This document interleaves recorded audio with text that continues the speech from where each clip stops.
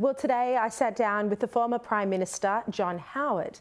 On the eve of Anthony Albanese announcing the date for the Voice referendum, we spoke about the campaign. He also shared his views on Joe Biden and Donald Trump, and he spoke in no uncertain terms about the Albanese government's plans for misinformation laws.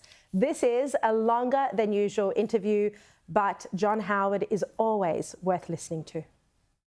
John Howard, thank you very much for your time today. It's a pleasure. Now, before we get into The Voice, I'd love to ask you about US politics. What's your view on whether Joe Biden has the cognitive capacity to go another term? And what do you think about the criminal cases that Donald Trump is facing? I have a real problem, to the extent that that matters, to any American voter, with the choice. My problem is that normally I would incline towards the Republican candidate because their policies are closer to mine, but I don't think Trump should be president again because he didn't accept the umpire's decision.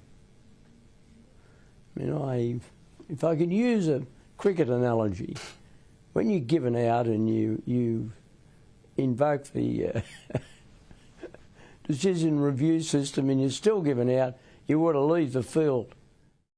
I didn't like losing the 2007 election. Or Bennelong. To Kevin Rudd or Bennelong. And I'm sure Paul Keating didn't like losing the 1996 election to me, but we both had to cop it. Because that's the system. You live by democracy and you have to accept the result. So, but on the other hand, of course, there are many signs that there are cognitive issues, and I don't wish the current president any ill will, and he's had a fair amount of family tragedy in his life, and that should be remembered, but I don't agree with a lot of his policies, and so it's quite hard for somebody who cares about America, and as I say, it's irrelevant in the great scheme of things to the American voter what a former Australian Prime Minister thinks, but that's the dilemma I've got.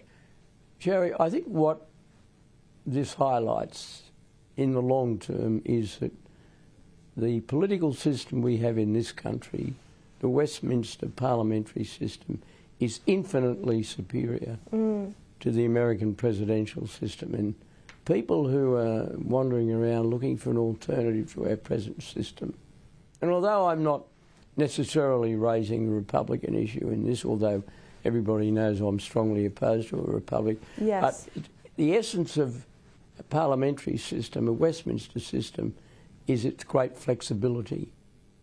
The Americans are locked into the strong likelihood that you could have a rerun of Biden and Trump. Now, the Republicans may not choose Trump, they may not, although some people have dropped out.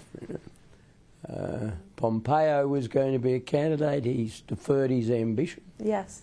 And he told me that in London a few weeks ago.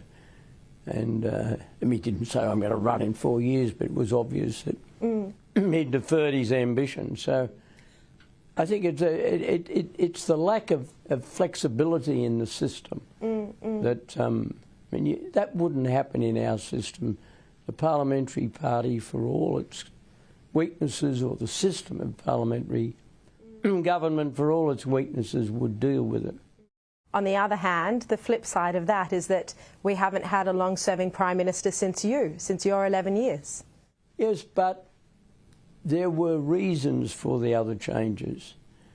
And the goal must not necessarily be for people to serve as long as possible. The goal should be a good choice.